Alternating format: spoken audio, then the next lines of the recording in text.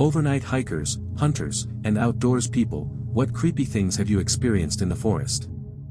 My boyfriend and I were camping in Peter Lougheed Provincial Park, AB, this past summer. On the last night of our stay, as I was falling asleep, my boyfriend told me I had been pushing him off his side of the air mattress. I was trying to steal heat from him, as he's a human furnace, and asked me to give him room. Sounds good, we went to sleep. I woke up to him shoving me and thought I was crowding him by accident, so I moved over a little. He shoved me harder, and I was annoyed now because I had already moved and was tired, so I somewhat loudly said, "I'm moving," then he grabbed me and shushed me. I knew something was wrong and was awake right away. He whispered very softly, "Do you hear something?" And right away, I heard the unmistakable exhaling huff of a bear right by my head. My heart was pounding because at this point, I could hear it sniffing us and huffing, which is not good if you know grizzlies. My boyfriend said we needed to get to our truck, and I agreed, but from what I could hear, the bear was between our tent and the truck. Luckily, we have command start, and our truck has a very aggressive start,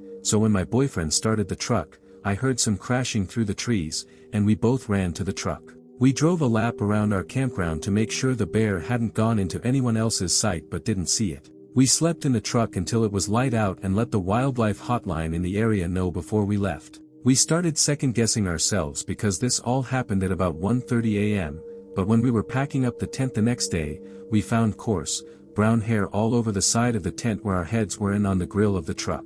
I've never been so terrified and full of adrenaline in my life. Years back, I was solo backpacking in the Pecos wilderness of northern New Mexico, camped about a 6-hour hike from the nearest pavement, well past Puerto Nam. I used an enclosed camping hammock. Lightweight, bug-proof, packs small with a rain fly. No need to carry a pad or mat. You just need 2 trees. Easy and perfect for solo. When you are in it with the full fly on, you do not have any real visibility around you. The top was totally enclosed by a bug screen. To get inside, you climbed into a slit in the bottom, and your weight pulled it closed. It worked well, but it was a convoluted process to get in and out of. I picked a spot at the edge of the tree line so I could cook on the edge of the meadow with a view of Santa Fe Baldy. I ate dinner, cleaned up, hung the bags in trees, looked at what felt like a billion stars, and then wriggled into the hammock for the night. At some point in the pitch dark, I jolted awake to crunching footsteps in the pine needles around me. I went from asleep to instantly hyper-aware but totally frozen. I made absolutely no sound. I could not look outside. Lighting a light would have illuminated the hammock like a lamp and left me blind to the surroundings. The crunching continued, as if it was circling the hammock. I am not sure how long I held my breath. The crunching came right alongside me. I had zero clue what it was. Suddenly, something pushed against the side of my hammock, which meant it pushed against me. I could feel its body heat. This is not a tent wall where you can cower away from it. If you lean, the hammock moves with you. Whatever it was seemed to use its snout to nuzzle or root against the side of the hammock, like it was sniffing something out. I stayed dead still, trying to come up with a plan to get away, which would involve slashing the opposite side with my knife. The thing pushed again and slid along the side of the hammock. I could feel the texture of its coat scraping the nylon. I heard a sharp snort, and it crunched away. I am not sure how long I stayed absolutely still, but at some point the sun came up and I ventured into the daylight. I looked around the campsite and could find no evidence of a visitor. The tree line edge was floored with pine needles, so there were no prints or tracks. None of my other gear was disturbed, the guy lines for the fly were still tight, and I did not see any marks on the side of the hammock. I could not even find a broken twig. I am not sure it even happened. My friend and I were searching for the perfect camping spot for about a year. After trying out quite a few, we found one that seemed perfect. It was about a half-hour walk from any trail or road and on top of a large cliff over a river. We got camp set up and decided to scout around the area.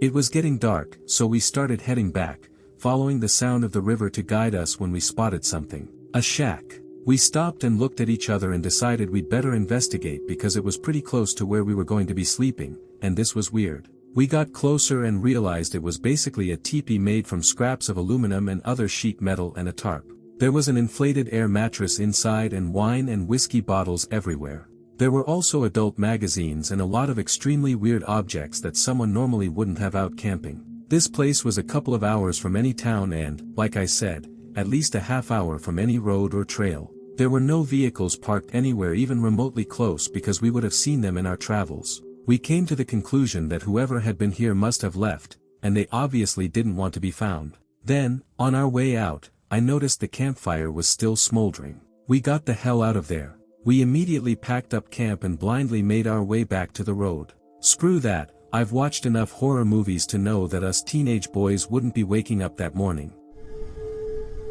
This is my dad's story, well, as much of a story as I can make out of it. He's kind of a man of few words. My dad used to be an avid mountain climber, and he frequented Long's Peak in Rocky Mountain National Park. Evidently, there is a short, narrow traverse, above the tree line, I think, that you encounter in the dewy, slippery morning hours of the climb if you've timed it to summit before the afternoon, which is recommended as thunderstorms roll in fast on mountaintops in the summer. He describes the ledge as potentially treacherous, as a cliff rises above you and also drops off below you. You're on a 2-foot wide shelf with nothing but a sheer rise on one side and a sheer drop on the other. He's encountered 2 deaths at this particular spot. On the first encounter, someone was running back down the trail, frantically asking if anyone had a cell phone, as their fiancé had just fallen off the ledge. I guess my dad made that emergency call, as far as I can remember. The second one I find more creepy, just based on the visuals alone. He said he had been passed earlier in the day by a lone man,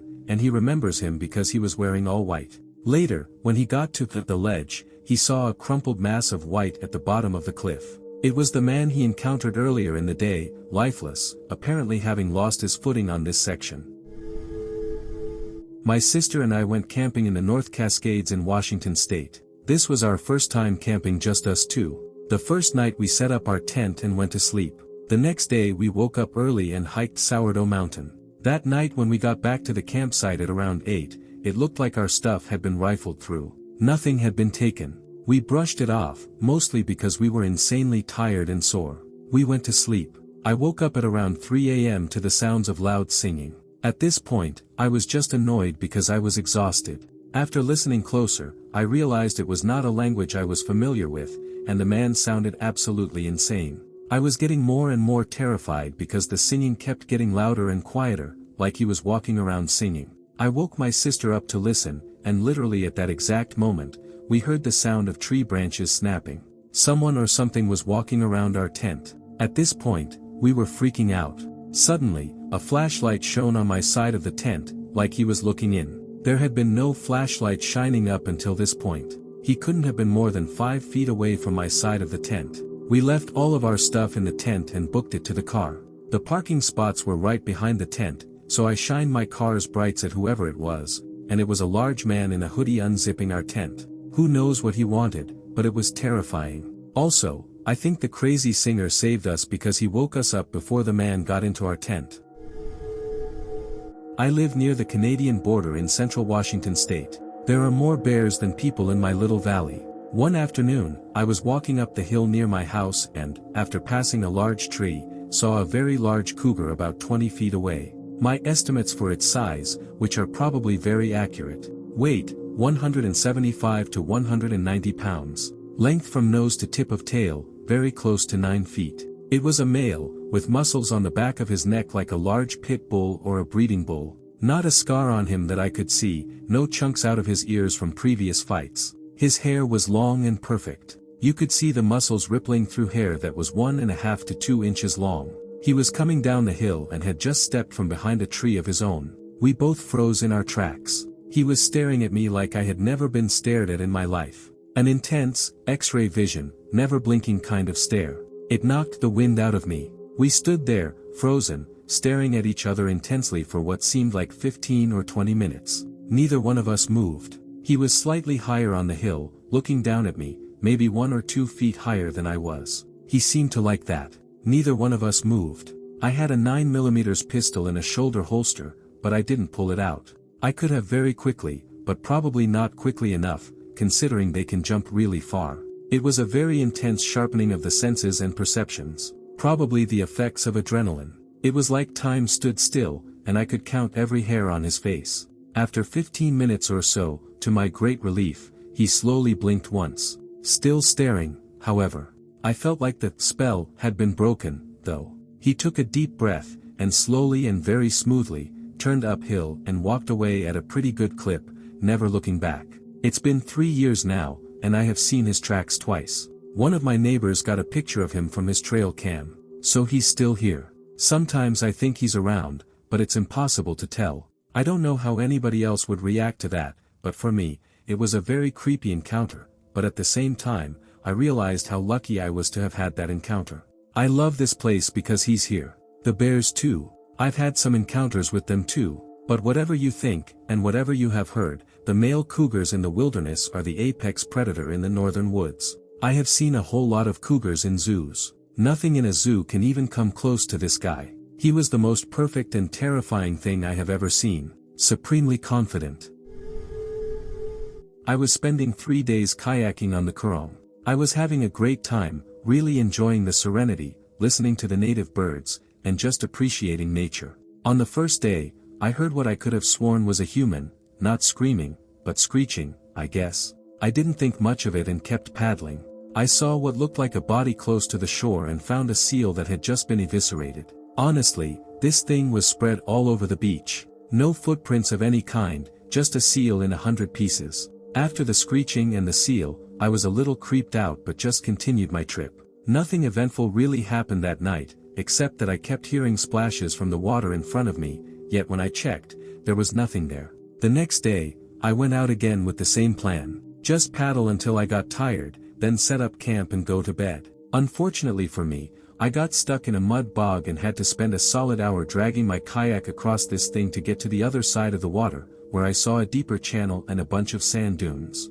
After what felt like maybe 40 minutes of struggling with my kayak and this bog, I saw a figure atop one of the sand dunes. Logically, it was probably a random tourist like me or maybe a kangaroo. I stared at it for a second before getting back to trying to cross this bog. When I looked back, it was gone. Weird. Anyway, I set up camp for my last night. I was a bit creeped out by the seal and the noises and now this figure, so I made sure I had my knife with me. I set up my tent a bit away from the water in an open area so I could see everything around me. As I was eating dinner, I couldn't help but feel I was being watched. As it was a total fire ban in the area, I didn't have a fire, so I couldn't see much. I chalked it up to nerves and went for a short walk to explore the area I was in and wandered down to the beach. Now, for some context, the beach nearby is loud. You can't hear much other than crashing waves, which makes what happened next especially eerie. I heard that freaking screeching again and looked back to where I came from. Again, a figure was standing right by the path where I walked to the beach. Screw that, I thought. I pulled my knife out and approached where I thought I saw this thing. There was just a week-old fish that looked like it had been hung on the fence and forgotten. As I walked back down the path, I heard what sounded like a kangaroo or wallaby just lightly hopping behind me, but when I looked back, there was nothing there. Honestly, I just climbed into my tent and prayed to God there was nothing around. It's kind of anticlimactic, but nothing else really happened. I think I heard that screeching once more, and then I didn't hear it again. Apparently, there are a few indigenous graveyards in the area. I'm not one for superstition, but if I'm being honest, this experience really spooked me. A number of years ago, I was up in the northern end of British Columbia, in the islands out by Port Hardy. I set up camp right by the beach, close to shore, and did the normal thing of catching a fish to cook for dinner on the campfire. It was perfect, really. A few hours passed, and it was getting dark. I climbed into the tent and fell asleep quickly. I was woken up by extremely heavy breathing on the beach from something big. It was in the area of my fire, but the tide was in now, so the waves would have covered it. My first thought was a bear, but on the islands where I was, bears were not common at all, to the point that there hasn't been one documented ever. This was blasting through my mind, but then the urban talk of Bigfoot ran through my head. At this point, I was like, there is no such thing as Bigfoot, so what the hell is it? I gained my courage and opened my tent. I shone my flashlight around but didn't see anything, so I got out. I was shining my light around when I heard it again. A huge breath, followed by a small splash. I focused my light on the beach and saw a massive orca rolling around on the kelp, right about where my fire was. This behemoth of a marine mammal scared the living daylights out of me, but it turned into one of the most amazing events I have ever witnessed. As I sat watching this massive animal rolling and playing yards from me, I noticed more of them just offshore, just bobbing there, probably half asleep. Needless to say, I didn't sleep after that until they left. Camping in the bush in Africa years ago. It was a big, semi-permanent campsite with big, rectangular tents you could stand up in, and we were only there for the weekend. My sister and I were in a tent set a little away from the others, down a short pathway. It was a stunning night, full moon, clear sky, and my sister wanted to leave the tent flaps open. No way. I insisted on closing them. I was woken up several times during the night by lions roaring. It's a sound you only want to hear with something sturdy between you and it. Next morning, a couple of the other campers walked up our little path. They were following lion footprints. It had wandered through the main site, up our path, right up to our firmly closed tent door, walked all around the tent, then walked off into the bush. No arguments about closing up the tent that night. Not at night, but when I was a teenager my friends and I liked to explore uninhabited islands. They're called the Thousand Islands in the Indian River Lagoon. We camped, played paintball, pretty innocent fun. One day we decided to explore a new island for a fresh spot. We found a big one, so to save time, I was inserted on the southern end to explore while the others canoed around the island to see what there was to see. The plan was for me to meet them on the north side. That didn't happen. The island was hell. Brambles, bush so thick I had to belly crawl through muck. The perimeter was a swamp with dead trees and God knows what lurking under the film of green algae. And then there were the skeletons. As I crawled my way up the island, I came upon skeleton after skeleton. Turtles, raccoons, deer. That's when it hit me. This is an alligator haven. I freaked out and made a break for the open water, not wanting to die. I yelled out as loud as I could, and fortunately my friends heard me and paddled furiously out to me. I had made it only 1/3 of the way up the island and was thankfully extracted. We named that one Hell Island, and never returned. When I was 16 years old, my Canadian Army Cadets Corps somehow got an opportunity to do a Barbados Cadet Corps transfer trip, where a corps of theirs spent a few weeks in Canada and vice versa. It was a 3-week trip, and the itinerary included a few days in the bush after a fairly leisurely hike around, I think, the northern part of the island. When setting up camp in a semi-forested area on the edge of a short, rocky cliff face, my buddy and I were adamant that, since it was mid-August in Barbados, we'd rather sleep in a hoochie-style tent than in the large commercial dome tents provided to our group, that slept 5 or 6 to a tent. It was hot and humid as all hell, so crashing sardine style wasn't what either of us wanted to do. We got the okay to set up our own ad hoc tents, setting them up to face each other so we could just chill and chat in a low whisper. Most people, except those in charge and the selected fire picket, had already gone to sleep hours ago. Around 11:30 p.m., I think, under a full moon, my buddy and I had been silently hanging out most of the night, just talking in a whisper about our trip and other things, when we started hearing unfamiliar voices. We instantly shut up, stared at each other, mouthed the words, "Who was that?" and listened intensely. After a few minutes of silence, though I'm sure it felt like hours at the time, we heard more voices in the distance. They sounded hurried, confused, and alarmingly concerned. The sound of quick, soft footsteps approached in a hurry. It was one of my senior cadet NCOs who, despite being a big guy, instantly dropped to our eye level, looked both of us in the eyes, and said, "Something's wrong. Don't make a sound and stay in your tents." He then left, I think to tell the other tents the same thing. Some time passed. We heard quick, deliberate footsteps approaching, each step crunching the forest floor. The sound got closer and closer until a man carrying a machete passed right between our faces. Our hoochies were spaced only 2 feet apart. We remained silent. Sometime during the silence, he and I fell asleep. We were woken up at 6:30 a.m. to get the day started according to the itinerary, but instead of our morning routines, everyone was gathered for a briefing. We were told that we had inadvertently camped out at a drop zone for drug smugglers and that they had bailed after discovering our camp. It doesn't sound like much now, but I'll never forget my friend's eyes, wide as dinner plates, staring back at me, as I'm sure mine were to him, as we just listened, not knowing what was going on, and saw an unfamiliar set of boots and a machete pass by. This one time I was sleeping atop a mountain in the Italian Apennines. Just me, my sleeping bag, and the stars. No tent, no cover. In fact, to be fair, there wasn't even a forest. I was completely exposed to the elements, and that's why it took me some time to fall asleep. But it didn't last long. Just minutes before dawn, I was woken up by what I perceived as a deafening roaring of winds. As soon as I opened my eyes, there it was, mere meters from me. A freaking ginormous eagle flying in circles above me, flapping its enormous wings in what seemed to be a desperate effort to not lose altitude and hit me. Scariest thing I've ever experienced. I've got a few. 1. I was living in the forest outside Queenstown, New Zealand, for a summer while I saved money and worked as a landscaper. I literally made a pine lean-to and just camped on the side of the mountain some distance from the city where it at least seemed no one would notice me. No trails there or anything. I never had fires because the risk of forest fires was high at that time. One night I woke up to what I would only describe as a very large person walking just behind my lean-to on the slope. It was like 3 a.m. at this point. That was unnerving as hell. There are no bears or any other animal there that would make a sound like this walking. And who would be walking in the dark without a flashlight? I couldn't really just write it off as something else. So, about a week later, I heard what I assumed was a wooden flute floating a melody down the mountain. At that point, I decided to explore the mountain more. On the weekend I took off up the mountain and found a huge cave that sloped quickly downward. I had no flashlight with me, so I tossed a rock down there.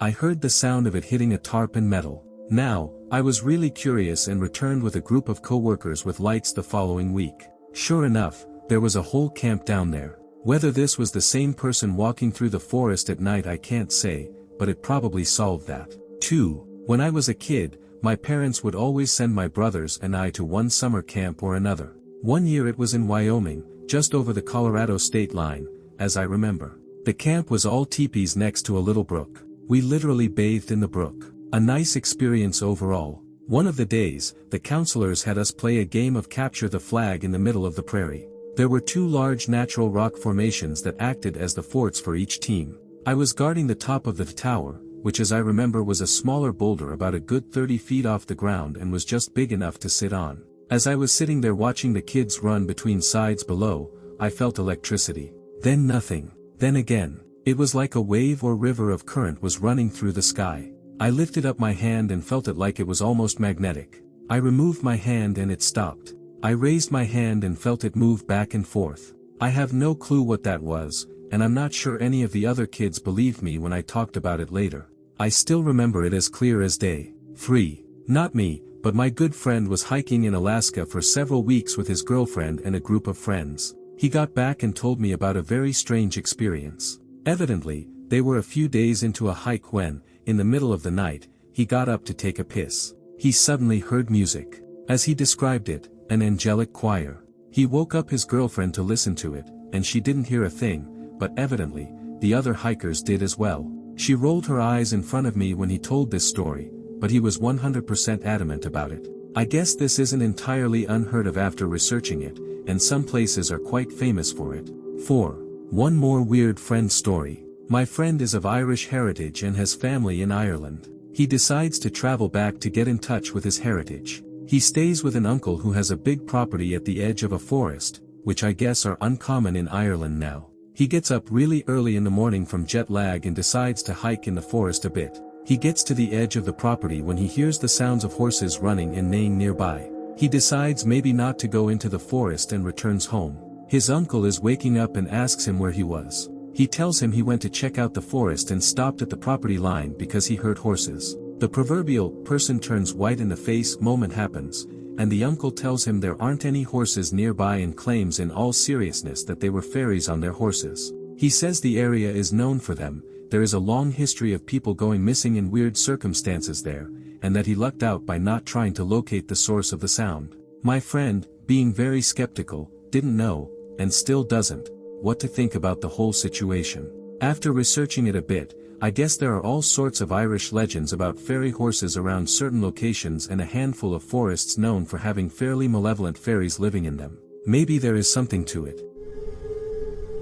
My first overnight backpacking trip with a friend were both women. I parked my car at a trailhead, loaded my gear into my friend's van, and we headed to another trailhead to sort our stuff, sleep in the van, and get an early start the next morning. This trailhead is very popular, just off a main highway. The plan was to then backpack through a pass back to my car. It was starting to get dark, we had everything pulled out, and the last people were coming down to their cars. It was dark now, and there were a couple of cars left in the lot. Then I noticed 2 older men hanging around. They didn't look like hikers and weren't acting like hikers. They would talk to each other, but at an oddly far distance from one another, and they were facing us, not each other. Every time I looked in their direction, they were standing in a different spot, watching us. I instantly felt danger, like electricity buzzing on my skin. My friend was oblivious, rationing food or something. Next, they started talking to her, asking strange questions and making comments about a big party and wondering if the trailhead gets chained at a certain time. I don't know, as I'm writing this, it sounds innocuous, but the dudes were creepy and fanned out in a strange way. I felt hunted. My friend, without saying a word, started throwing our gear back in the van. We hauled ass, messing up our packing. I held my knife and tried to shine my headlamp on it in their direction as much as possible, truly ready to fight or flee. The dudes stood there and didn't back away. We drove off before I even had a chance to close my door. I've never been so angry. It sucks to live in a world in which you must fear for your safety. We were camping at Long Beach, Washington for the Kite Festival and decided to take a late-night drive. We found ourselves on some back roads in the woods, cruising along slowly with no music on and the windows down. There were no other cars but us, and suddenly everything just felt wrong. It was dark, but the light seemed different somehow. I remember the hair on the back of my neck standing up and just having the thought, this isn't right, we shouldn't be here. I looked over, and my wife was wide-eyed and clearly feeling the same way. I decided to pull over so I could turn around and head back the way we came. Then we noticed deer were coming out of the woods and standing on the sides of the road, and they were just staring at us. I realized the woods were oddly quiet, which just made things seem more strange. I looked up, and the branches were full of birds on both sides of the road. There must have been hundreds of them, all perched and alert. My wife said, "We need to go." So we left. Eventually, once we had gone far enough, everything seemed normal again. I'm a pretty big fan of the idea of multiple worlds/dimensions, and I honestly wonder if we accidentally drove through a thin spot and briefly wound up somewhere we shouldn't have been.